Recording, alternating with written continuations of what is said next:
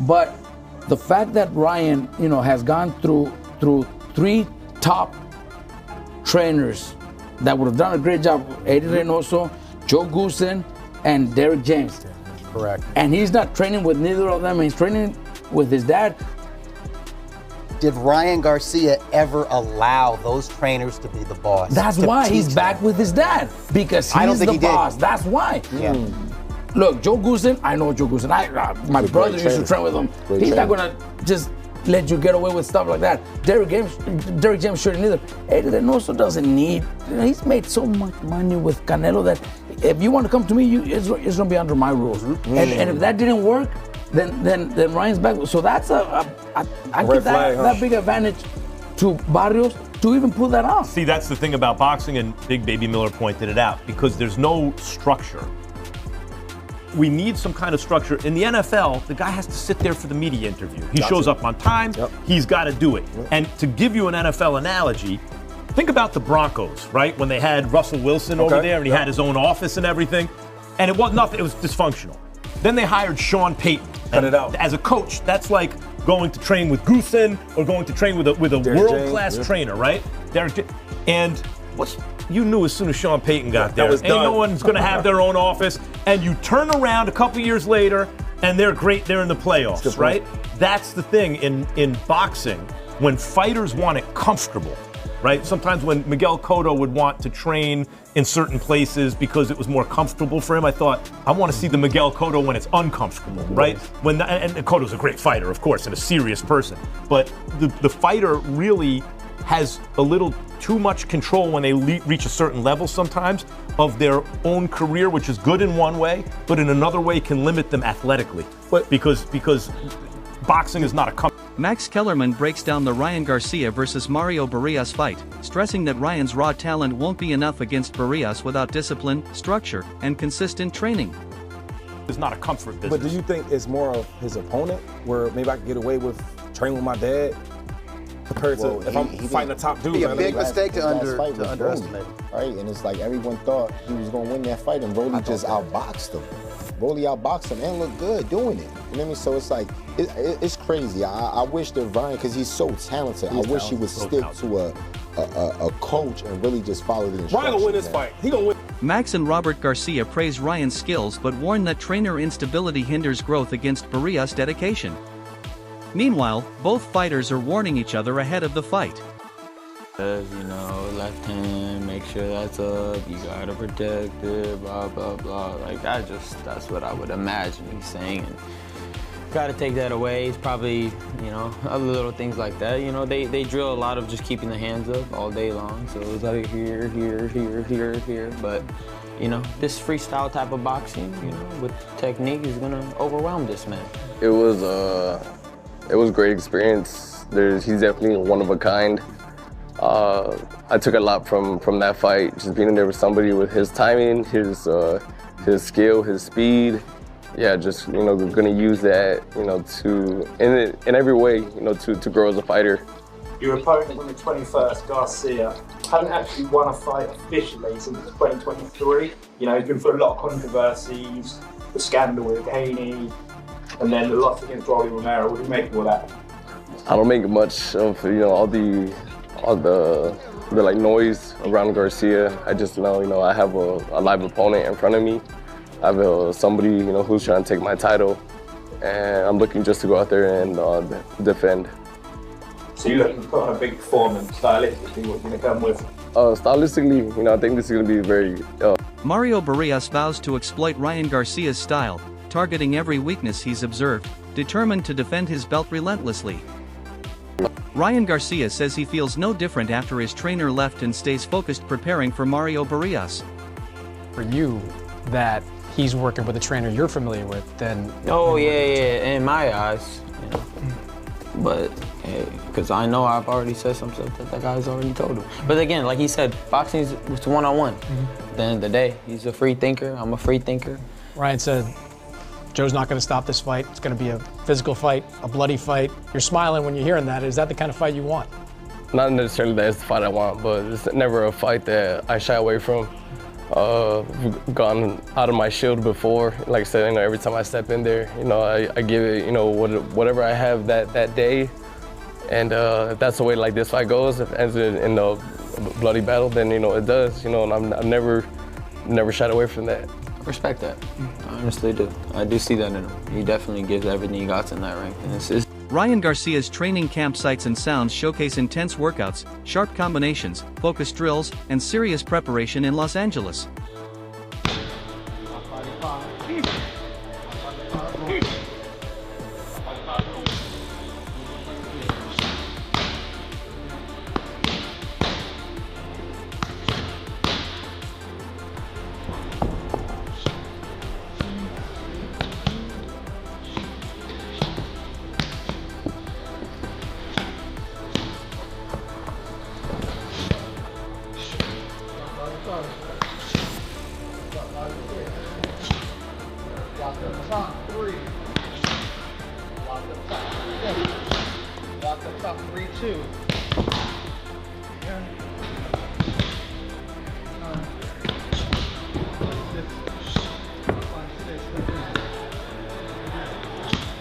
Ryan Garcia powerfully hits the punching bag during an intense training session.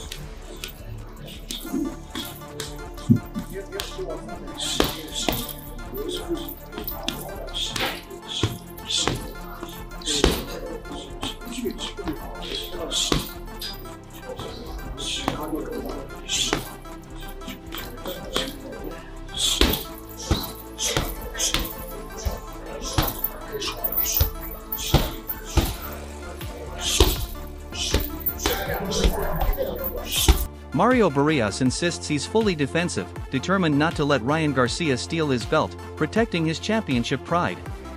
And I'm looking just to go out there and defend.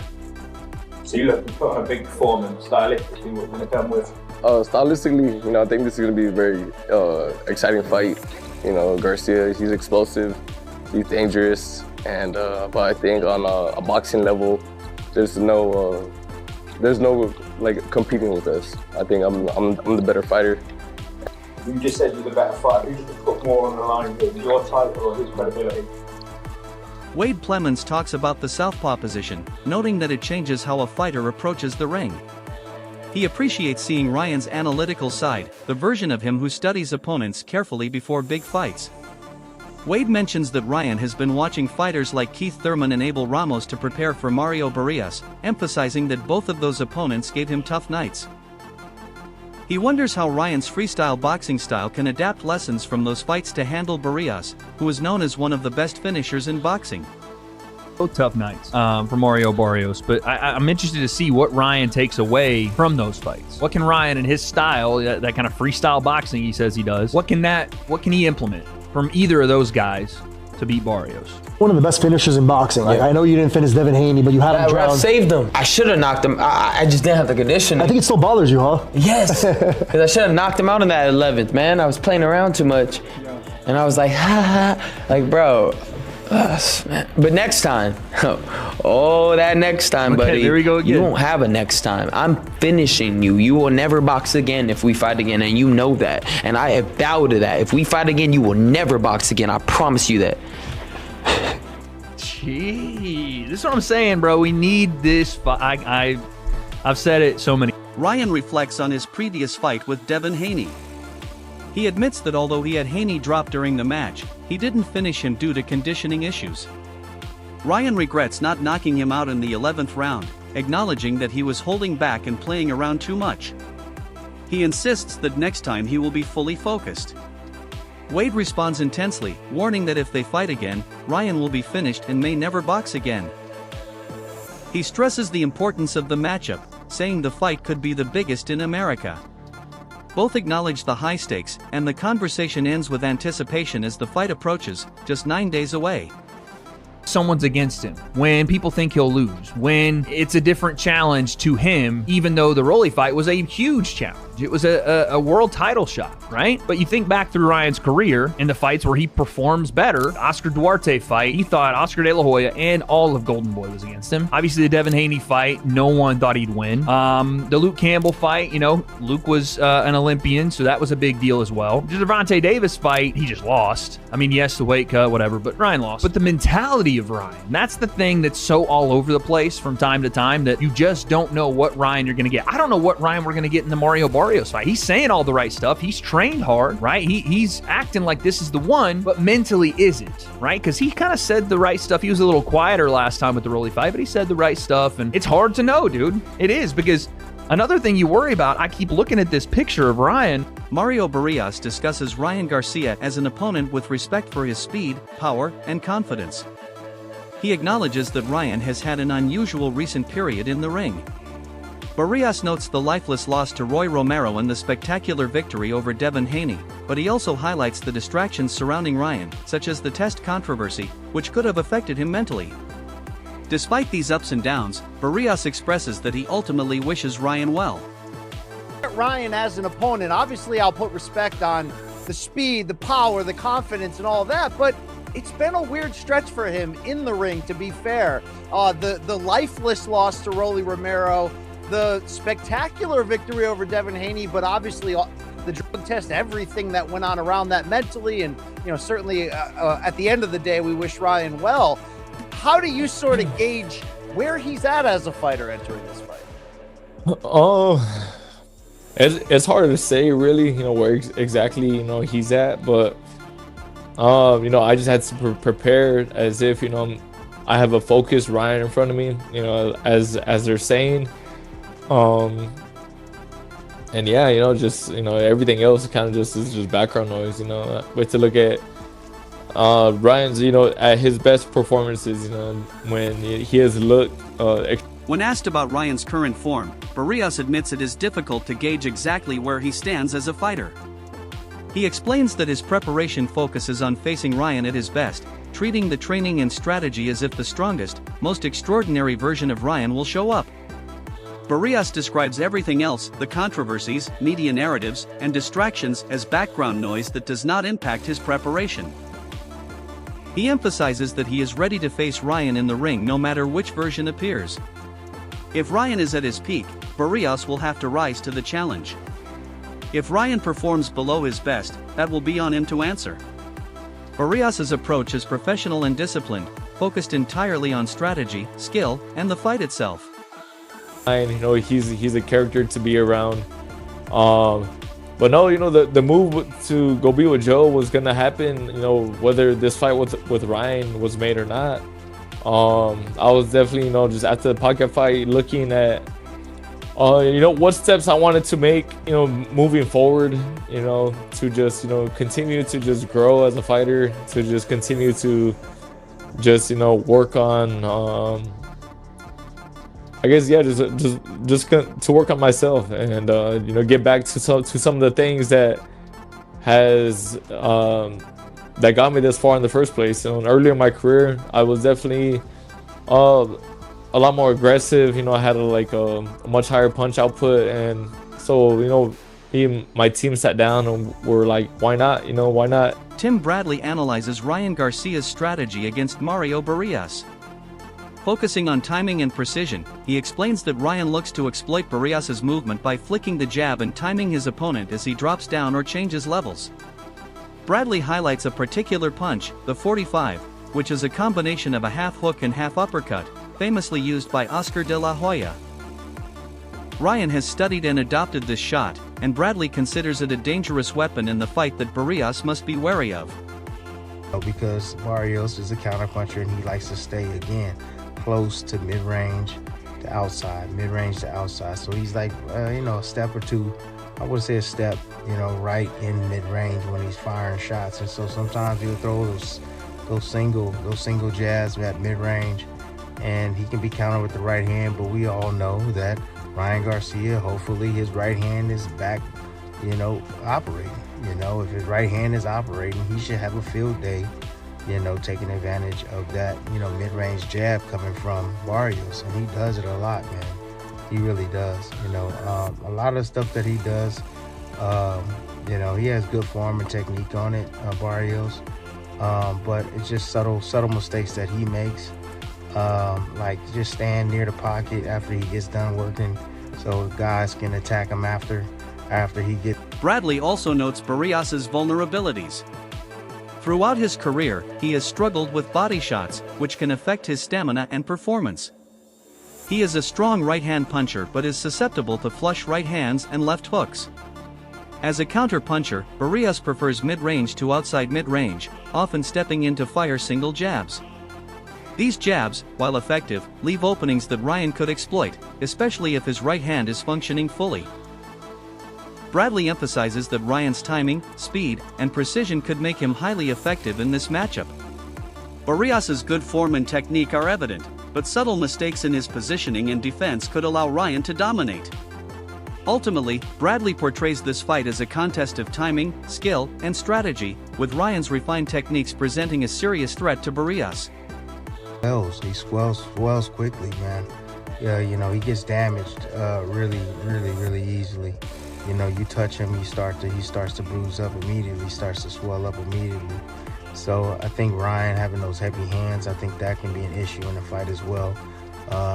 Those eyes will start swelling, that nose will start swelling up. I've seen, eyes and nose swell up on Barrios, man, and he looked like, real bad, the Elephant Man, after fight. So I think that's something that we got to take into consideration as well.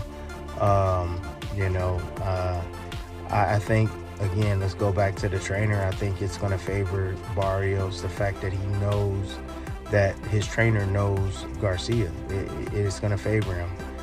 He's going to know, the approach, on how to get to Ryan Garcia. He's seen him. Chris Algieri highlights what Ryan Garcia brings to boxing, emphasizing his popularity and star power. Unlike George Kambosos, who was hardworking but less naturally talented and never a star, Ryan draws attention because of his charisma, physical gifts, and flashy style that make him must-watch television. Algieri notes that Ryan has yet to achieve a world championship, making comparisons with Kambosos difficult since George earned his big wins through grit and perseverance, especially his victory over Teofimo Lopez. While Ryan's path in boxing is fueled by talent and fame, Algieri questions whether he will ever reach the level of a career-defining victory like Kambosos. Nevertheless, Ryan's popularity ensures he continues to earn opportunities and remains a major draw in the sport. From the onset about being a star.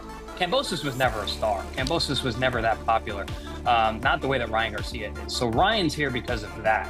And yes, he does have some physical gifts and a ton of physical talent, and physical gifts that make him, must-watch TV when he's on. But we haven't seen him on in a long time. And, he hasn't gotten to that position. It's hard to compare him with George because George was the opposite. George was just a hard worker. George always came in shape, but in terms of talent, he was lacking.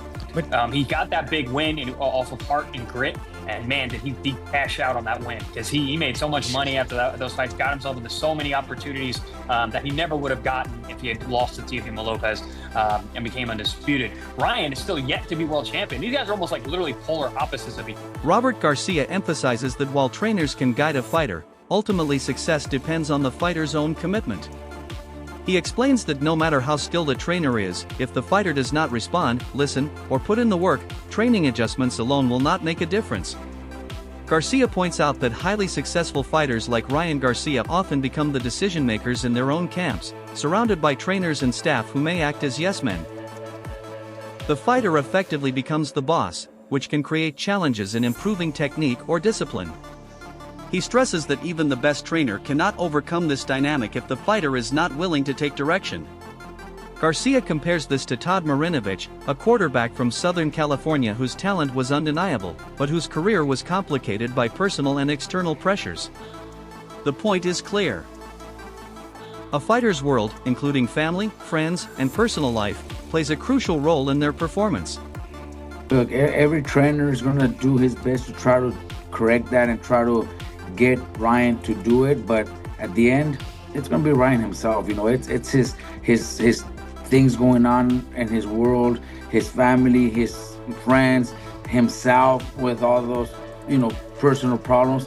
At the end, there's nothing a trainer could do if the fighter doesn't respond, if the fighter doesn't listen, if the fighter doesn't do it. And most of the times, when fighters are that big, like Ryan is, they're the bosses. They call the shots, and the trainer, everybody around them are just the yes men, and that's the problem. That's the problem, and we can't fix that with nobody. You could be the best trainer in the world, but if you got a boss, as a fighter, then and you're a yes man, there's nothing you could do. Ain't nobody gonna. That's it for today's video. So stay tuned. Until next.